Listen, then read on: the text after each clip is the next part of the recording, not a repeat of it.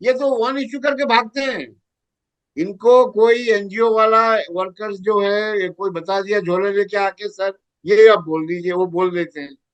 सी कांग्रेस में सबसे बड़ा प्रॉब्लम यही है कि उनको पता नहीं हमको क्या करना है। और कोई आदमी राहुल गांधी को जाके नहीं कह सकता कि सर आप गलत कर रहे हैं। नमस्कार। मैं हूं श्रवण गुप्ता और आप देख रहे हैं भारत एक्स फैक्टर। हम आज बात करेंगे राहुल गांधी पर। उन्होंने हाल में जो कुछ भी कहा वंदे मातरम पर, फिर उन्होंने जो है महिलाओं को लेकर जो बात कही, मनुस्मृति को लेकर जो बात कही, तो आज इस मुद्दे पर बात करने के लिए हमारे साथ मौजूद हैं सीनियर जर्नलिस्ट नीरेंद्र देव जी। आपका बहुत बहुत स्वागत है। नमस्कार। Thank you. जी, तो ये आप कैसे देखते हैं? राहुल गांधी ने पहले वंदे मातरम से शुरू करें। वंदे मातरम को लेकर जो कुछ भी हुआ कांग्रेस के हेडक्वार्टर में, जिस तरह से दिखा दिखे ये खड़गे साहब, फिर सोनिया गांधी, राहुल गांधी, तो आपका क्या है इस पर विचार? आ, ऐसा है कि आप दो इश्यूज बोल रहे हैं। लोग कहते हैं ना, एक से भले दो, दो से भले, इन्होंने तीन मौका दे दिया। राहुल गांधी ने इस बीच बीजेपी और नरेंद्र मोदी जी को तीन मौका दे दिए। एक तो आपका वंदे मातरम हो गया। दूसरा ये चले गए थे एफआईआर लॉन्च करने आपके पेलेट गन वाली इशू पे। जी। उससे एक वो जो दिमागी नक्सल वाली बात है वो बनती है। और तीसरी इशू आपने सही कहा, मनुस्मृति पे जो लाए हैं। देखिए, पॉलिटिक्स में अगर आपको राजनीति करनी है, ये बड़ा रूथलेस गेम होता है। आपको लॉन्ग टर्म सोचना चाहिए। ये नहीं कि आज पब्लिसिटी मिल गई उससे फायदा कुछ नहीं होता। अंग्रेजी प्रेस हमेशा ऐसा एक दो चीज को, या टीवी चैनल्स में आ जाएंगे, एक दो घंटा टीवी चल गया, लेकिन उसका लॉन्ग टर्म इम्पैक्ट क्या होगा वो कांग्रेस की ना समझते हैं ना समझना चाहते हैं। कभी कभी हम भी कंफ्यूज हो जाते हैं कि कांग्रेस जानबूझ के पाव कुल्हाड़ी पे मारना चाहते हैं या कुल्हाड़ी को पाव को कुल्हाड़ी में लगाना चाहते हैं। मतलब इट इज वेरी कंफ्यूजिंग उनका जो कभी कभी स्टेज पे। अब वंदे मातरम पे देखिए, ये 1937 में एक अलग इशू था, अलग भारत था, अलग कांग्रेस था। आपको उस वक्त मुस्लिम को साथ में रहना चाहिए था, ठीक है ना। तो मुस्लिम को साथ में रहने के लिए, पाकिस्तान तो बना नहीं था, तो आपने कुछ कॉम्प्रोमाइज की होगी। मतलब कांग्रेस को करना पड़ा, वो पॉलिटिकल वाइज डिसीजन था वो। उस 37 को अगर 2026 को साथ आप मिलाने जाए, तो मतलब आप कहीं के हिसाब से नहीं रहेंगे। पहली बात तो है कि देश टूट चुका है, मुस्लिम लीग अलग हो चुका है। और उन्होंने जो इश्यू खड़े किए थे कि वंदे मातरम को बैन किया जाए, वो ये सब मानते हुए नहीं मानते हुए उन्होंने अपना देश को तोड़ के पाकिस्तान नया बना दिया। आज के मुसलमान के लिए इशू नहीं है वंदे मातरम। और वंदे मातरम जो अभी का जो कानून है, जो मैं समझा हूँ, ये मेरे को जबरदस्ती नहीं कह रहे कि आप खड़े होकर ट्रेन पे ये गाना सुनाओ। ये तो नहीं कह रहे, वो कह रहे ऑफिशियल फंक्शन में ये पूरी बात, पूरी गाना चली। एंड ये देखिए, बिल आया, पार्लियामेंट में डिबेट हुई या नहीं हुई, इन्होंने वॉकआउट कर दिया। ये बात उन्होंने पार्ट, अगर ये कहना चाहते थे कि हम ये नहीं मानते हैं, हम ऑपोज करते हैं, डिसेंट है, उस पर नहीं हुआ। उन्होंने डिबेट से भाग के वॉकआउट किया। हाँ, डिबेट से वॉकआउट भाग कर के लेते वॉकआउट हैं। किया। हाँ।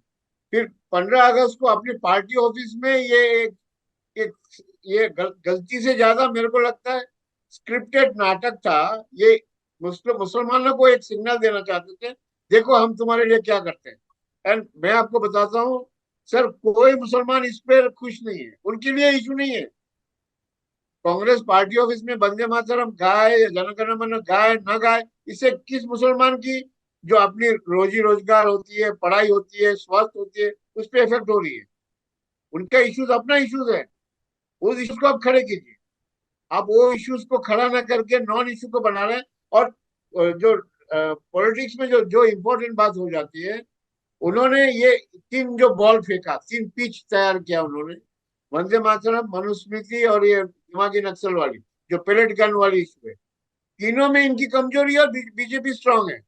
नहीं, आप वंदे इस तरह के मातरम में पॉलिटिक्स कैसे। मुझे लगता है कि एक चीज फिर मन में सवाल आता है कि अभी भी हाँ, कांग्रेस बोलिए। जो खासकर वंदे मातरम पे चल रही है, हाँ, मुसलमानों का हम्म। वोट लेने के लिए, जाहिर सी बात है। हाँ अब ये दिखता हाँ भी है साफ। तो क्या सिर्फ मुसलमानों के वो वोट से उसका काम चल जाएगा? उस समय तो 1937 में, जैसा आपने कहा और सब जानते हैं कि प्रेशर में, मतलब कि दबाव में झुक, हाँ ठीक है ना, मुस्लिम लीग के आगे कांग्रेस हाँ। झुकी। और वो फिर एक राजनीतिक फैसला थी। जी, हाँ हाँ। लेकिन अभी अभी क्या चाहती है कांग्रेस मुसलमानों को लेकर? वो कहाँ जाएगी? मतलब मान लीजिए सारे मुसलमानों ने वोट दे दिया, 100%। नहीं, तो अब क्या फिर मुसलमान, वो क्या कोई देश बनाने जाएगी कांग्रेस? मुसलमान, खैर वो तो आगे की बात है, मैं उस पर नहीं जा रहा हूँ। वो क्या चाहते हैं, वो कांग्रेस को पता ही नहीं है मुसलमान क्या चाहते हैं। कांग्रेस के साथ ये मुश्किल है, माइनॉरिटी की राजनीति करना चाहते हैं, फायदा उठाना चाहते हैं, वोट चाहते हैं, लेकिन किस इश्यूज पे माइनॉरिटीज की सच्चाई भला होगी वो नहीं करना चाहते। ये इशू ही नहीं है। वंदे मातरम गाना नहीं गाना कांग्रेस ऑफिस में मुसलमानों के लिए इशू ही नहीं है। आप मुसलमान की इंटरेस्ट को खड़ा नहीं कर रहे हैं। एक बड़ा, एक छोटा सा सेगमेंट ऑफ मुस्लिम्स शायद खुश हो जाए, और वो भी टेम्पोररी टाइप, ताली मार के चले जाए। वोट, इससे वोट 5 वोट भी ज्यादा नहीं मिलने वाले। मतलब इनकी पॉलिटिकल समझदारी में यही फर्क है। नहीं, इन्होंने कुछ कांग- सोचा होगा ना। बहुत सारे लोगों के मन में सवाल आता है कि भाई मुसलमानों के साथ इतना उनके लिए किसी भी हद तक जाना, जैसा कि आपने देखा उस दिन कैसे सोनिया गांधी एकदम गुस्से में आ गई थी। जैसे लग रहा था कि कोई ऐसी चीज हो गई जो उन्हें बर्दाश्त नहीं हो रही है। खड़गे किस तरह से उखड़ गए थे राहुल गांधी, जबकि वो वंदे मातरम है, भारत का जो है राष्ट्रीय गान है, गीत है सर। हाँ। तो उसे लेकर नहीं ये नहीं। मतलब, आ, तो आ, ये कहाँ जाएंगे? इनकी कुछ तो सोच होगी ना कि नहीं मुसलमान। नहीं, अगर अगर उनको पसंद नहीं था, नहीं गाना था, नहीं बजाना था। एक तो मैनेजमेंट की भी प्रॉब्लम हो गई ना उससे। वहाँ जो फील्ड मैनेजमेंट जो है, फंक्शन की मैनेजमेंट किसने किया है? वो तो भाजपा के आदमी जाके तो बजाया नहीं रिकॉर्ड को ना। हम्म। ना कोई पत्रकार ने बजाया, वो तो आपके कांग्रेस के सेवादल के वर्कर ने बजाया हो। नहीं, तो तो आपने कभी समझने की कोशिश नहीं की किसी की सिर्फ मुसलमान के वोट से कांग्रेस कहाँ तक जाएगी? हिंदू को तो ये नहीं अच्छा नहीं, वो नहीं। कंफ्यूज है कि मुसलमान की वोट तो उनको ऐसे ही मिलते हैं, और जहां नहीं मिलते हैं कांग्रेस की ये समझ नहीं है। मुसलमानों के अगर वोट चाहिए तो ये रीजनल पार्टीज क्या करेंगे? बंगाल में इनको मिलती नहीं थी मुसलमान की वोट। बंगाल में सारे मुसलमान के वोट ममता ले जाती थी। यूपी में माई कार्ड जो है कांग्रेस के साथ नहीं है। मुसलमान का एम एम कार्ड है, एम कार्ड, माई कार्ड, ये सारे सपा के साथ है। तो मुसलमान के वोट तो तगड़ी वोट सपा ले जाएगी। बिहार में तो आरजेडी इनके ले जाती रही है। बिहार में आरजेडी है, उनको कोई मिलता नहीं था। तो कांग्रेस को पॉलिटिक्स खेलने नहीं आ रहा। हालांकि ऐसा है कि बहुत सारे हिंदू वोटर्स हैं सॉफ्ट, जो जो मोदी को पसंद करे लेकिन कांग्रेस की पॉलिसीज को भी पसंद करे, ऐसे भी हिंदूज हैं। वो, उनको कांग्रेस को कोशिश करनी चाहिए ऐसे लोगों को अपने पक्ष में लेने की, जो मार्जिनल वोटर्स हैं बीजेपी, जो बीजेपी को इसलिए वोट देते हैं कि कोई ऑल्टरनेटिव नहीं है। वो हार्डकोर हिंदुत्व इश्यूज पे नहीं दे रहे हैं, वो गवर्नेंस पे दे रहे हैं, रास्ते पे दे रहे हैं कि टॉयलेट बन गया इसके लिए दे दो। तो उस इश्यूज पकड़नी चाहिए, ये नॉन इश्यू पकड़ रहे हैं। और अब देखिए मनुस्मृति में तो और कमजोरी की बात है। मनुस्मृति में ऐसे चीज है, मनुस्मृति में अच्छी चीज भी है। अब हिंदुत्व जो पार्टी है बीजेपी, वो सारे अच्छी चीज को हाईलाइट करेंगे। कर रहे मनुस्मृति हैं, में, वो कर रहे हैं। मनुस्मृति में महिलाओं को माँ की दर्जा दी गई। वंदे मातरम में जो जो पैराग्राफ से इनको नाराजगी है, उस पैराग्राफ में दुर्गा माँ की नाम है। तो ये जस्टिफाई क्या कर रहे हैं? ये तो वन इश्यू करके भागते हैं। इनको कोई एनजीओ वाला वर्कर्स जो है, ये कोई बता दिया झोले लेके आके, सर ये आप बोल दीजिए, वो बोल देते हैं। सी, कांग्रेस में सबसे बड़ा प्रॉब्लम यही है कि उनको पता नहीं हमको क्या करना है। और कोई आदमी राहुल गांधी को जाके नहीं कह सकता कि सर आप गलत कर रहे हैं। It will not help us, ये बैकफायर। अब देखिए, आज की बात नहीं है, राहुल जी कोई नया चीज नहीं कर रहे हैं। 2019 के चुनाव में उन्होंने कहा चौकीदार चोर है, फायदा किसको हुआ? 2007 में सोनिया गांधी गुजरात चली गई, शायद मोदी जी हार जाते 2007 के चुनाव। मैं कह रहा हूँ 2002 से 2007, 2012 तक मैंने गुजरात को बड़ा माइन्यूटली फॉलो किया है। आपको पता होगा 2002 पर 2009, मैं राइट पे 2009। वहाँ वहाँ वहाँ रहा हूँ मैं 5-6 महीने। तो उस उस स्टेज में सोनिया गांधी 2007 में गुजरात चले गए चुनाव में और जाके बोला मोदी मौत का सौदागर है। एक तो गुजरात में आप बोल रहे हो, शब्द यूज चुन रहे हो सौदागर, वो इंग्लिश में अच्छा लगता है, मर्चेंट ऑफ डेथ। देखिए ये जो है ना, अब जब सौदागर मौत का सौदागर बोला तो मोदी ने घुमा दिया कि पूरा पूरा गुजराती को गाली दे दिया सोनिया ने। उन्होंने कहा भी, सोनिया बेन ने पूरा गुजराती को गाली दी, पूरा खेल घूम गया। अब इन्होंने ये देखिए 20 जुलाई का जो जंतर मंतर वाली गवर्नमेंट की तरफ से फ्लिप फ्लॉप हुई है, कि संभाल नहीं पाए, दो चार चीजों मिस्टेक्स हुई हैं।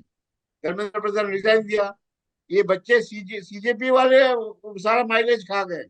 तो ये डेस्परेट है कि आपका इशू वापस आ जाए। तो इस तरह से नहीं आएगी ना, नॉन इशू पकड़ रहे हैं और एक इशू करके भाग रहे हैं।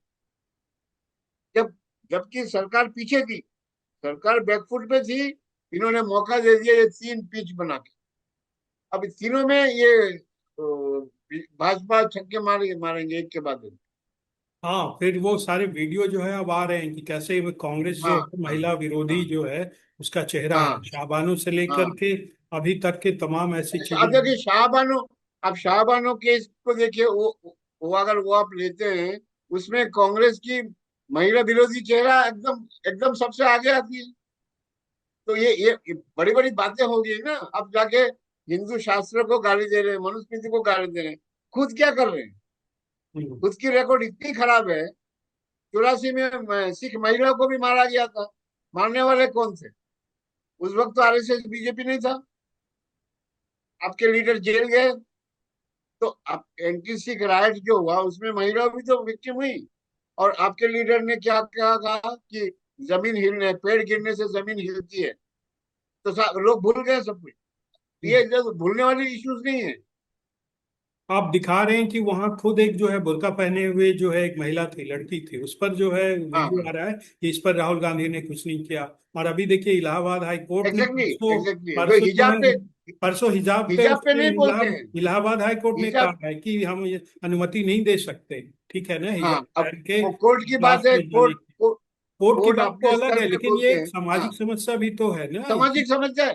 तो ये नहीं नहीं, यूपी छोड़ दीजिए, कर्नाटक में हिजाब लेके बड़ा इश्यू हुआ है 2 साल पहले, 23 की चुनाव के जी, पहले। अभी तो उस पर सुप्रीम कोर्ट का हाँ फैसला आना है, इसलिए हाँ इलाहाबाद हाँ हाई कोर्ट ने कहा है कि हम इस पर जो है वेट करेंगे जब तक कि बड़ा हाँ, बेंच कोई फैसला न सही दे बात, दे। और सही कर्नाटक बात। ने जो है मना किया था, तो कर्नाटक को हाँ फॉलो करते हुए इलाहाबाद हाई कोर्ट ने मना कर दिया कि हिजाब पहनकर आप क्लास हाँ, में नहीं जा सकते। लेकिन क्लास में नहीं यही जा सारी सकते। तस्वीरें, यही सब चीजें दिखाई जा रही है ये कांग्रेस डबल, को ये राहुल। सोचते हैं, ये कांग्रेस की राहुल गांधी इसकी जो टीम है, ये सोचते हैं कि इस तरह से हिंदू वोट मिल जाएंगे।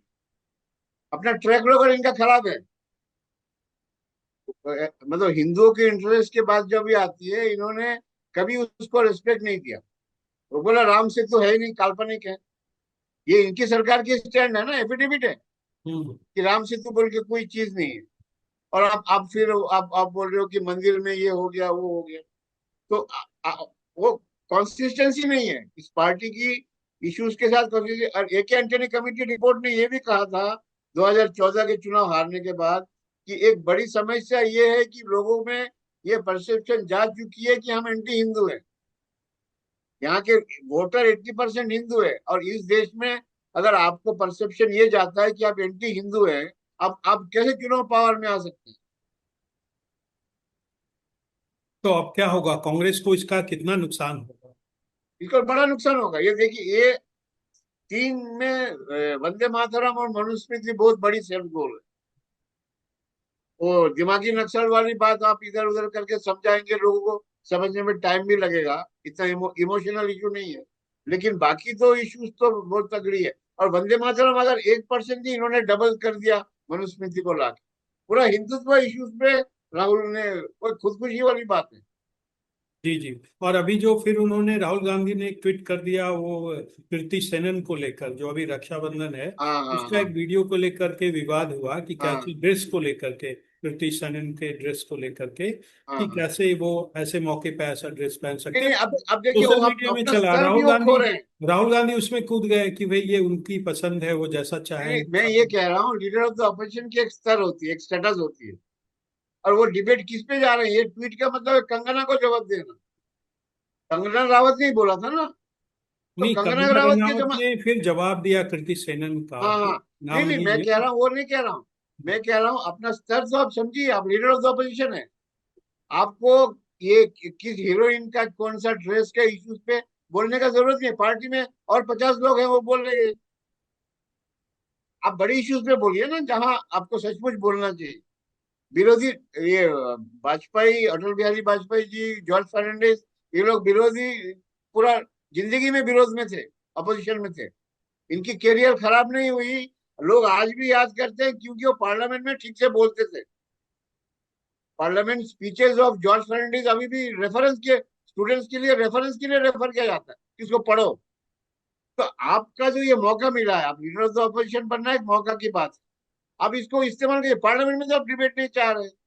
आपको किसी ने, एनजीओ वाला की कोई एक्टिविस्ट ने आपको बोल दिया कि सड़क पे सरकार को गिराया जा सकता है। ये उस तरह की देश नहीं है ये। इजिप्ट में संभव हो सकता है, शायद बांग्लादेश में भी हो चुका था, लेकिन यहाँ मुश्किल है। यहाँ सड़क पे आंदोलन करके सरकार तो नहीं गिरेगी, कुछ भी हो जाए। आपने राहुल थैंक यू। गांधी और कांग्रेस की जो मुस्लिम परस्त राजनीति है उस पर आपने अच्छी बातें कही, तो आपका एक बार फिर से धन्यवाद। Thank you very much. धन्यवाद। तो ये थे सीनियर जर्नलिस्ट नरेंद्र देव।